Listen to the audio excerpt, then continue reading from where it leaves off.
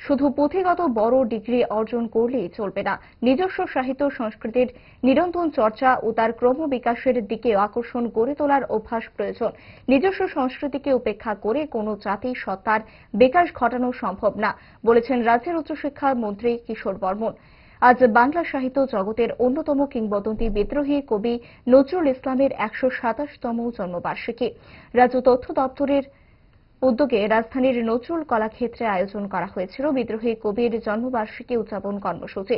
কর্মসূচির শুরুতে কবির অবক্ষ মূর্তিতে ফুল মালায় শ্রদ্ধা জানান মন্ত্রী কিশোর বর্মন সহ রাজ্য তথ্যকর্তা বিম্বিসার ভট্টাচার্য, বিশিষ্ট সমাজসেবী শিক্ষাবিদ অরুণোদয় সাহা, কর্পোরেটর হিমানী দেববর্মা সহ অন্যান্য আমন্ত্রিত বিশিষ্টজনেরা।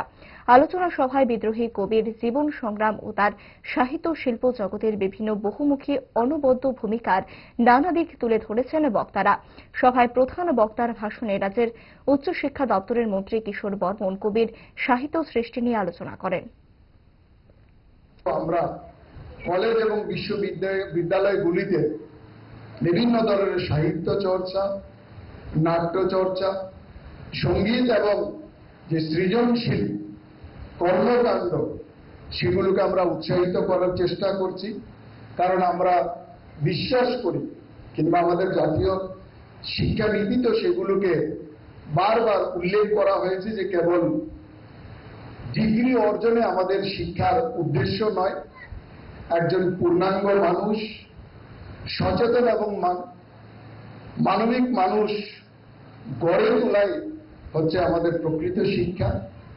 তো সুতরাং একজন পূর্ণাঙ্গ, সচেতন ও মানবিক মানুষ গড়ে তোলার জন্য আমাদের সাহিত্য চর্চা, আমাদের সংস্কৃতির চর্চা, আমাদের ভাষা, আমাদের ঐতিহ্য, তার উপর দিয়েই সেটা সম্পন্ন হতে পারে।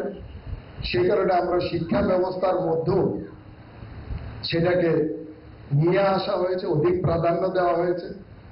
আমরা জানি যে আজকের দিনে আমরা আর্টিফিশিয়াল ইন্টেলিজেন্সের যুগ, ডিজিটাল প্রযুক্তি আজকের দিনে যতই উন্নত হোক না কেন, মানবিক যে মূল্যবোধ, সেই মানবিক মূল্যবোধের বিকল্প কিছু হতে পারে না।